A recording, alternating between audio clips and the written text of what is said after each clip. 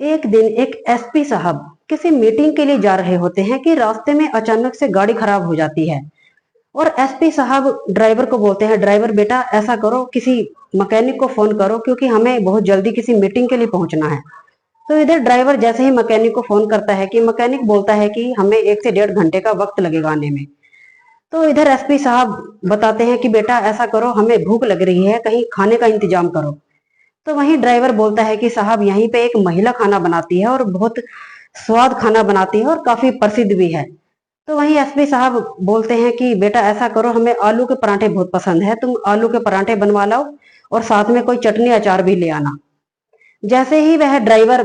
उस महिला के पास जाता है तो वह उस महिला को बोलता है कि एसपी साहब ने खाना मंगवाया है, बनवाया है, तो आप ऐसा करना, बहुत खाने को जरा अच्छे से बनाना। तो वह महिला बढ़िया से करके एसपी साहब के लिए परांठे बनाती है और उसको भिजवाती है ड्राइवर के हाथ। तो जैसे ही वह एसपी साहब खाना खाते हैं तो वह बोलते हैं कि बेटा यह जो खाना बनाता है या फिर जहां से तुम ये खाना बनवा के लाए हो, कौन बनाता है खाना? तो वह ड्राइवर बताता है कि साहब यहाँ पे एक महिला है जो काफी कस्टमर आते हैं उसके पास और काफी प्रसिद्ध भी है। तो वह एसपी साहब बोलते हैं कि यह खाना तो कुछ ऐसा जाना पहचाना सा लग रहा है। इसके बाद थोड़ी ही देर बाद वहां मैकेनिक आ जाता है और गाड़ी ठीक हो जाती है। इसके बाद एसपी साहब ड्राइवर के साथ मीटिंग के लिए निकल जाते हैं। चलिए दोस्तों, आज की जो कहानी है, घटना है, काफी भावुक कर देने वाली है। आप भी जब इस कहानी को सुनेंगे काफी भावुक हो जाएंगे और सोचने पे मजबूर हो जाएंगे कि कुछ महिलाएं ऐसी होती हैं जो अपनी जिंदगी के कुछ ऐसे फैसले, गलत फैसले कर लेती हैं जिसके बाद उन्हें पछतावे के अलावा उनके हाथ कुछ नहीं लगता। ऐसे ही एक कहानी जहां एक रंजीत नाम का लड़का होता है जो कॉलेज में पढ़ाई कर रहा होता है। वहीं उसके साथ एक लड़की जिसका नाम सविता देवी होता है। सविता देवी भी रंजीत के साथ ही एक ही कॉलेज में दोनों पढ़ाई कर रहे होते हैं कि दोनों एक दूसरे के धीरे धीरे नजदीक आते हैं और धीरे धीरे दोनों की मुलाकातें शुरू हो जाती हैं और यह मुलाकातें प्यार में बदल जाती हैं और प्यार परवान चढ़ने लगता है कि वहीं एक दूसरे के दोनों इतने करीब आ जाते हैं कि दोनों एक दूसरे के बिना एक पल भी नहीं रह सकते। तो वहीं एक दिन सविता रंजीत को बोलती है कि रंजीत, मैं तुमसे शादी करना चाहती हूँ। तो वहीं जो रंजीत होता है वह एक, जिसके माता पिता एक कार एक्सीडेंट के दौरान गुजर चुके होते हैं और वहीं जो थोड़ी बहुत उसके पास जो जमीन होती है वह किसानों को किराए पे दे देता है और जो उसका जो किराया आता है उसी से अपनी गुजर बसर करता है और उसी से अपनी जो आगे की पढ़ाई होता है वह उसे जारी रखता है। तो वही जो सविता होती है वह उससे शादी करने की बात करती है। तो वही रंजीत बताता है कि तुम एक अच्छे घर परिवार से और अमीर घर की हो तुम, और तुम्हारे जो पिता है वो भी एसएचओ हैं, वह कहाँ मुझसे शादी के लिए मानेंगे। तो वहीं सविता बोलती है कि तुम इस बात की चिंता मत करो, मैं अपने पिता से बात करूंगी और जैसे तैसे करके मैं अपने पिता को इस शादी के लिए मना लूंगी। तो वहीं रंजीत बोलता है कि तुम यह कोशिश करके देख लो, मुझे तो यह नामुमकिन लग रहा है कि मैं कहाँ गरीब और ऊपर से मेरे कोई आगे पीछे नहीं है, तुम्हारे माता पिता शायद इस शादी के लिए ना माने।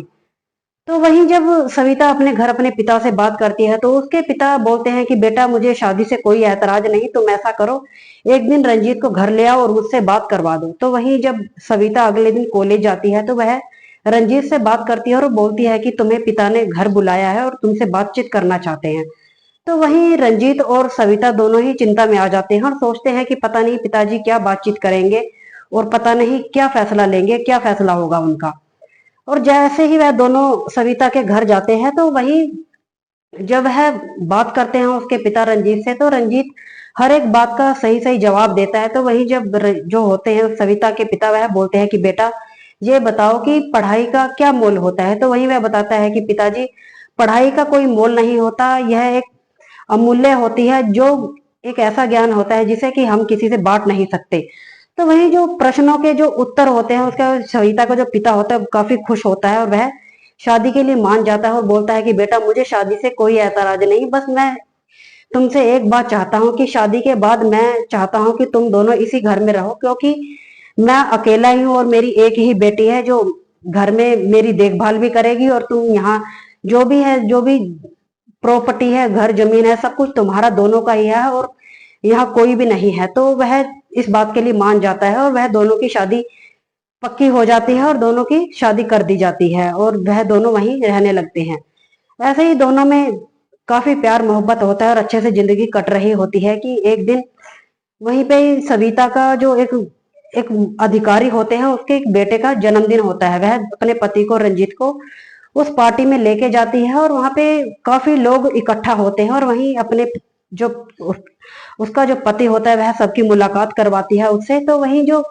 एक उसका दोस्त होता है जिसका नाम राजेश होता है, तो वह राजेश को बोलती है कि राजेश, ये मेरे पति हैं, और उसके बारे में सब कुछ उसे बताती है। तो वहीं जो राजेश होता है वह जब उसके बारे में सुनता है तो वह सविता को बोलता है कि तुम्हें एक यही गरीब इंसान मिला था शादी करने के लिए, इसका ना कोई स्टेटस है, ना कोई प्रॉपर्टी, घर मकान, तुमने कैसे व्यक्ति से शादी कर ली।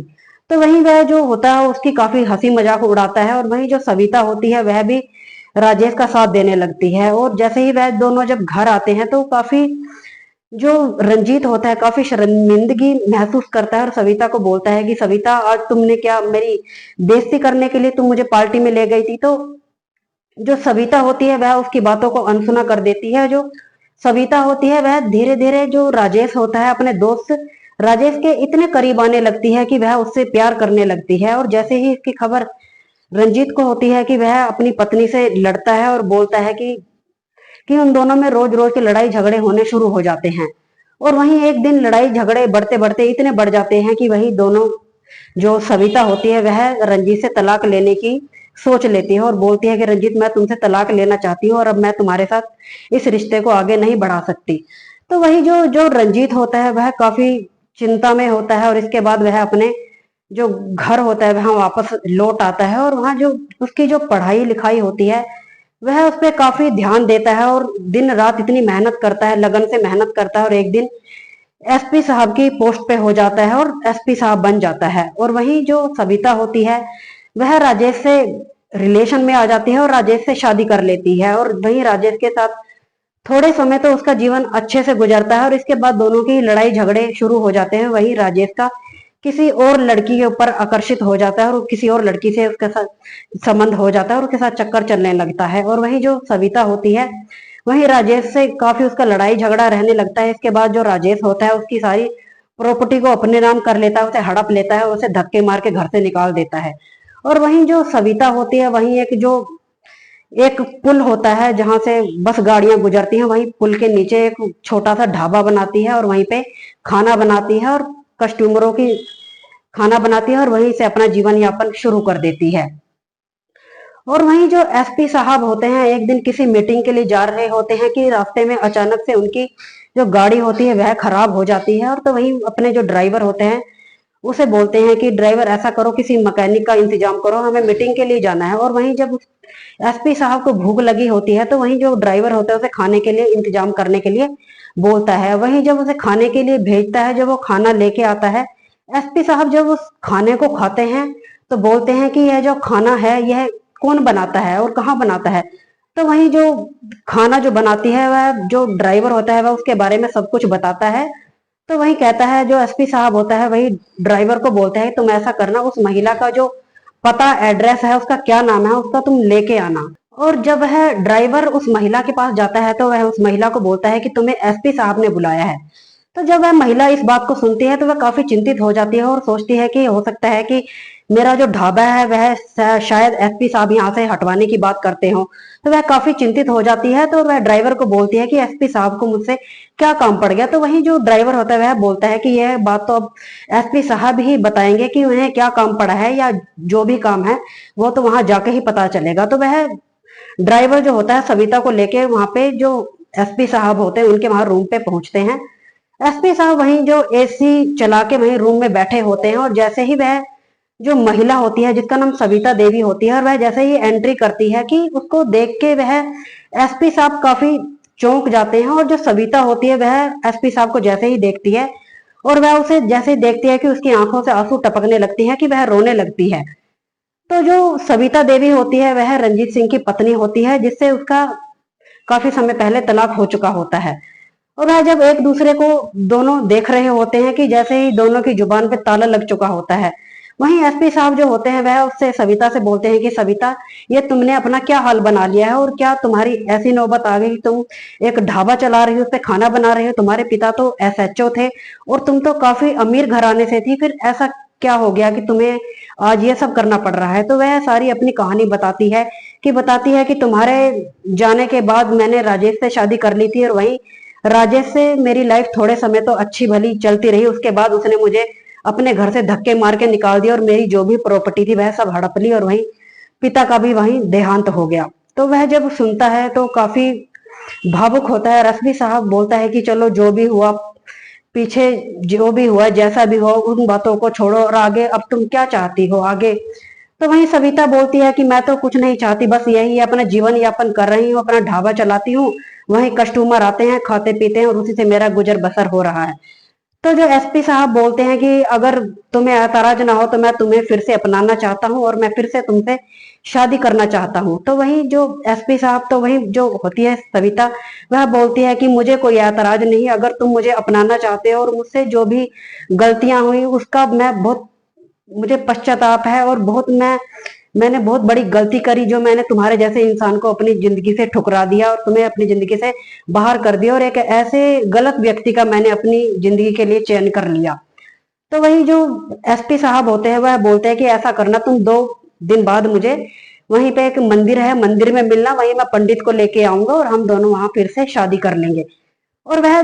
2 दिन बाद दोनों वहीं मंदिर में मिलते हैं और वहीं पंडित आते हैं, दोनों की शादी करवा देते हैं और इसके बाद दोनों ही अपना जीवन यापन अच्छे से शुरू करते हैं, अपनी जिंदगी की शुरुआत फिर से शुरू करते हैं। तो यह सच्ची कहानी सुनाने का उद्देश्य किसी का दिल दुखाना या किसी को परेशान करना नहीं है, बस आपको जागरूक करना है कि कुछ महिलाएं होती हैं कि अपने जीवन की कुछ ऐसे फैसले करके बैठ जाती है जिनके बाद उनको सिर्फ एक पछतावा हाथ रह जाता है। तो यह कहानी आपको कैसी लगी, लाइक एंड कमेंट करें। ऐसी ही और सच्ची कहानियों को जानने के लिए मेरे चैनल को सब्सक्राइब करें।